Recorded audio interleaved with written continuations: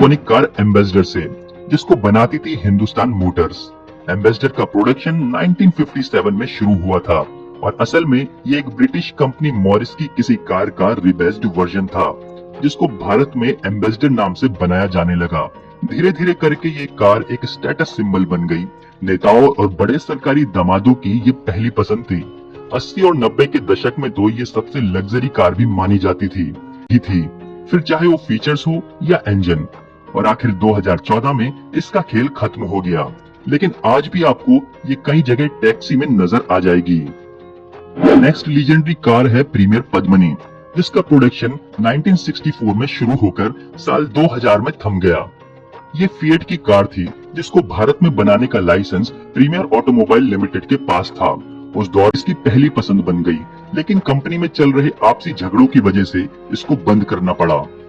अगली कार वो है जिसको आप सब लोग जानते ही होंगे, क्योंकि बहुत से लोगों की ये पहली कार रही होगी। 1983 में लॉन्च हुई इस कार ने रातों रात तहलका मचा दिया। ये इतना ज्यादा बिकने लगी कि एम्बेसडर और पद्मिनी की हवा टाइट हो गई।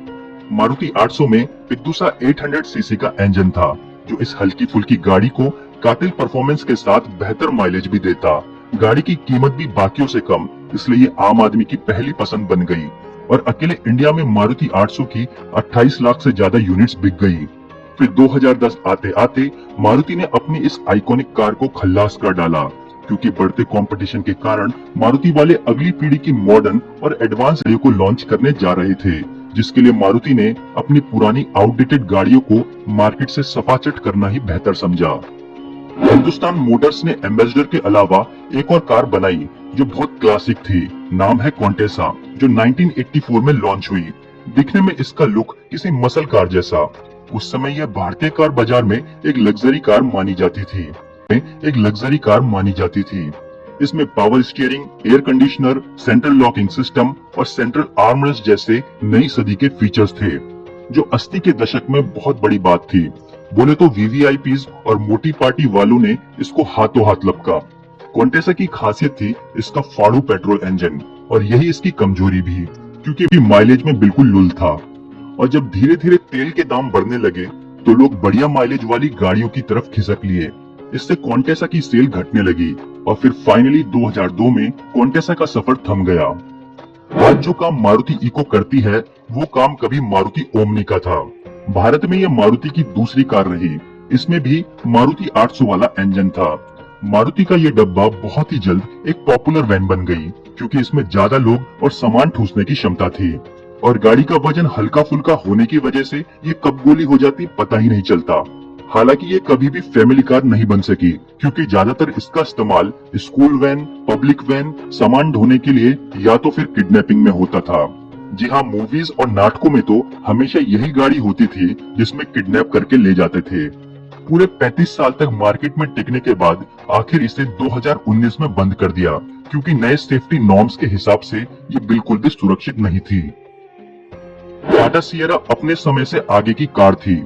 उस समय जब मारुति 800 जैसी छोटी कार का नशा अपने चरम पर था, तब टाटा ने अपनी पहली कार लॉन्च करके सबको हिला डाला, क्योंकि ये एक एसयूवी थी।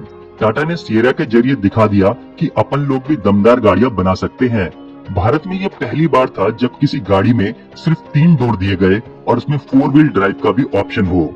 सिएरा का डिजाइन बिल्कुल हटकर था, खासतौर से इसका पिछला हिस्सा जहां बड़ा सा ग्लास था। सिएरा में ऐसे कई नए फीचर्स मिले जो लोगों ने पहली बार देखे होंगे, जैसे power steering, power window, steering adjustment, tachometer और एसी वगैरह वगैरह। सिएरा की सबसे बड़ी कमी इसका महंगा रखरखाव और टाटा की कूड़ा सर्विस थी, जिसकी वजह से सिएरा ज्यादा टिक ना सकी और 2003 में इसको बंद करना पड़ गया। लेकिन भाई लोगों, 2020 में टाटा ने सिएरा का नया इलेक्ट्रिक कंसेप्ट दिखाया था, तो उम्मीद है कि फ्यूचर में शायद सिएरा फिर से देखने को मिले। महिंद्रा जीप को आजाद भारत की सबसे पहली कार कहें तो इसमें कुछ गलत नहीं। दरअसल महिंद्रा ने 1948 में अमेरिकन कंपनी विली जीप से इसको भारत में बनाने का लाइसेंस लिया और फिर भारत में ये बनने लगी। महिंद्रा जीप में 2 व्हील ड्राइव के साथ काम चलाऊ 4 व्हील ड्राइव भी था, जिसको एक लीवर के जरिए बदल सकते थे। 4 व्हील ड्राइव की वजह से ये कार बहुत सी मुश्किल भरी जगहों पे चढ़ जाती, इसलिए इसका इस्तेमाल सेना, सुरक्षा और पुलिस बल में अधिक होने लगा। 80 और 90 का दशक आते आते जीप के बहुत से मॉडल्स आए, जैसे मार्शल, मेजर और कमांडर, जो आज भी आपको पुलिस विभाग में देखने को तो मिल ही जाएंगे। महिंद्रा जीप का सबसे बड़ा कायाकल्प 1993 में हुआ, जब इसका बिल्कुल नया 7 seater model Mahindra Armada launch हुआ, जो पुरानी जीप से बिल्कुल अलग और मॉडर्न था। इसी तरह महिंद्रा जीप की ये लीगेसी अलग अलग नामों से आगे बढ़ती गई और आज की डेट में ये महिंद्रा मैक्स के रूप में कायम है। मारुति 800 आने के 10 साल बाद सुजुकी जैन का लॉन्च हुआ। जो लोग 800 से पक चुके थे, उनके लिए जैन कुछ अलग ही माल था। फीचर्स के साथ कंफर्ट भी और 1 लीटर वाला दमदार इंजन जो होश उड़ा देता। यकीन मानो कि लिफ्ट भी। Hyundai सेंट्रो के आ जाने से इसकी सेल्स गिरने लगी। फिर 2006 में इसका सेकंड जनरेशन जैन एस्टिलो आया, जो किसी डब्बे से कम नहीं था। वो भी मार्केट में ज्यादा नहीं टिकी और 2012 में टपक गई। 1994 में लॉन्च हुई टाटा सुमो बेहद ही पॉपुलर एमयूवी थी। ये पहली पैसेंजर कार थी जो भारत में ही बनी। इसका जो साइज था उसके हिसाब से सुमो नाम बिल्कुल सही था। टाटा सुमो इतना पॉपुलर होने लगी कि इसका नाम हर जुबान पर आ चुका था। देखते ही देखते ये कब फैमिली कार बन गई पता ही नहीं चला और दबंगई दिखाने में भी टाटा सुमो का अलग ही जलवा था। 1997 तक इसकी 1 लाख से ज्यादा यूनिट्स बिक गई। टाटा को पैसेंजर व्हीकल्स में खड़ा करने का श्रेय पूरी तरीके से इस कार को ही जाएगा। बढ़ते कंपटीशन की वजह से टाटा ने 2004 में इसको फेसलिफ्ट दिया, जिसको सुमो विक्टा कहते हैं। लेकिन अब इसकी सेल्स उतनी नहीं रह गई थी जितनी कभी हुआ करती थी। फिर 2008 में सुमो ग्रैंडे भी आई, लेकिन वो भी कुछ खास कर ना सकी। आज टाटा सुमो भले ही बंद हो गई है, लेकिन आज भी ये नाम अपने आप में एक ब्रांड है। साल 1990 में मारुति ने सेडान सेगमेंट में एंट्री मारी। कार का नाम था मारुति 1000, जिसमें 970 सीसी का इंजन था। अपनी ड्राइविंग डायनामिक्स की वजह से ये सस्ती रेसिंग में भी इस्तेमाल होने लगी। 1994 में जब इसको नया दमदार 1.3 लीटर इंजन दिया गया, तब इसका नाम बदलकर एस्टीम रख दिया। अपने शार्प लुक और दमदार इंजन की वजह से मारुति एस्टीम रेस के शौकीनों की मनपसंद बन गई। मूवी वगैरह में भी रेसिंग कार्स दिखाने का ये सस्ता विकल्प होती थी। शुरुआती कुछ सालों तक ये कार खूब बिकी। वजह ये भी थी कि मार्केट में कोई मुकाबला था ही नहीं।